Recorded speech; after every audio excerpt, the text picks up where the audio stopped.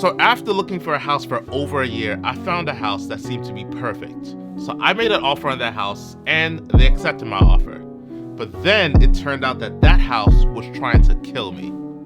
Here's what happened.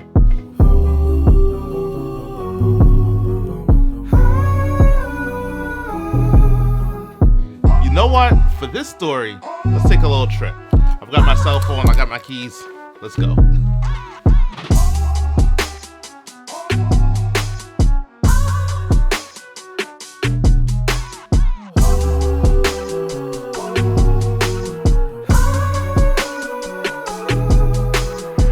This all started a couple years ago when I decided to buy a house, and I said that my house needed to meet a couple of specific requirements. It needed to have a lot of land around it because I spend my days around a lot of people, and when I go home I don't want to see anyone, just animals. It also needed to have a lot of room because even though right now it's just me and a guinea pig, later on I want to make sure I have enough rooms for whatever my family turns out to be. And I needed a 2-car garage, at least a 2-car garage. And since I have a business, I needed some room in that house for my business. Shout out to peculiar people. So those are the things on my requirements list, and that list was based on the fact that I didn't want to have to move from this house for another 10, 15 years or so. And then there were also some things on my like to have list. And on that list, there were things like I would really like the house to have a carriage house, if possible. I would love granite countertops, sub-zero refrigerator. I would like a huge kitchen. A whole house sound system would be pretty cool. If it already has cameras built into it, security cameras, that would be wonderful. And then also, since I'm planning on having a private jet sometime in the next couple years or so, I would hope that it is somewhat near an airport, a private jet airport. So that was the requirements list and the like to have list that I really wanted this house to have.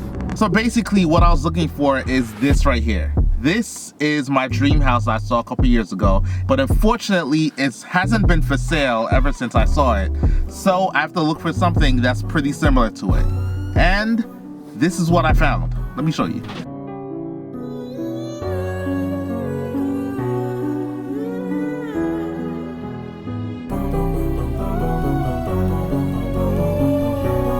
Let me take you on a brief tour of the inside of the house. There's the kitchen.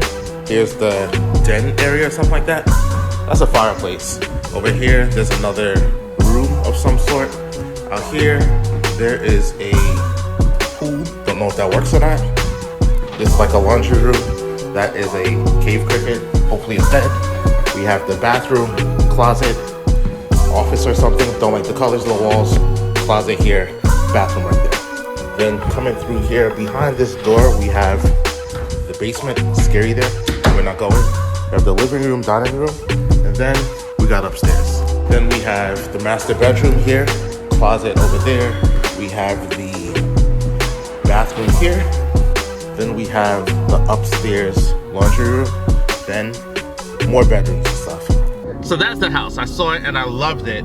And I decided to place an offer on it that was $100,000 less than what they're asking for. I figured that I had to put some work into the house, so I might as well make sure that my offer reflected the amount of work that I had to put into it. So I placed that offer $100,000 less, and we went back and forth for about a month, and I never moved from my price, but they moved from their price because they accepted my offer for $100,000 less than what they're asking for.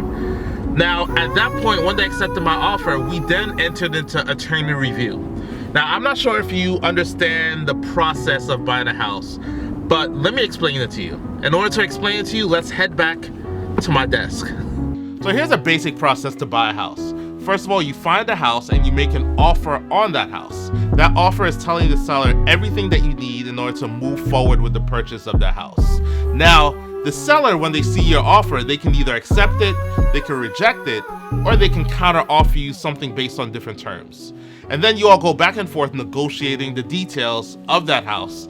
And after you negotiate the details with the seller, then you place a deposit on the house and you enter into attorney review. Attorney review is when your attorney and the seller's attorney work out the contractual details of the deal. And after attorney review is done, then you enter into this inspection period. Now the inspection period is when you hire inspectors to go into the house and inspect the full house from top to bottom, if you like, to make sure that that house is what they say that it is, and to make sure it's not made out of like paper mache or something. But if everything checks out during the inspection period, then you move forward and you process the deal. You get your mortgage finalized, they do title searches and all that other real estate stuff, and at the end, you have a closing where you sign like 20,000 pieces of paper, and that house becomes yours. So for this deal, I made an offer, they accepted my offer, I made a deposit, we went into attorney review, and everything checked out, and then we went into the inspection period. But that's when things got very interesting. For me, since I knew I was putting a lot of money into this house, I wanted to make sure that I knew what I was buying. So I got inspectors, engineers, contractors, everyone to evaluate the house from the top to the bottom to make sure that this house was what they said that it was. But it turned out that this house was not what they said that it was. It was basically a booby trap. There were so many things wrong with the place. It was basically filled with radon gas, the chimney was blocked, so carbon monoxide will fill the entire house. There was mold on the walls so bad that there are 6 different kinds of mold spores in the entire building. There's so many issues with the foundation of the house where there are a lot of cracks. There were load-bearing walls that were removed, so basically the house was collapsing in itself. The pool was basically no good and had to be ripped out.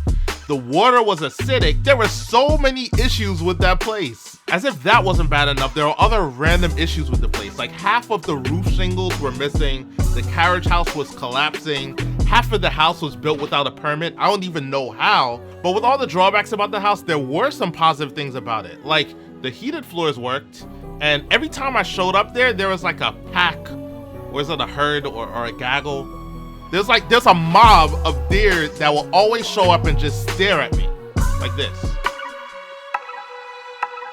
So while I initially thought that I only needed about $60,000 to renovate and repair the house, it turns out that I needed like 3 or 4 times that amount to stop the house from trying to kill me.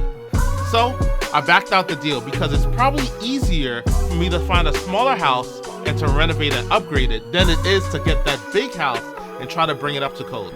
So I got my deposit money back and I backed out that deal. So now the search continues. I'm still looking for a house and hopefully I'll find that house soon.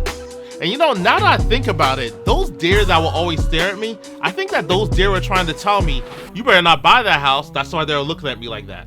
I should have listened to the deer. I don't know how to speak deer though.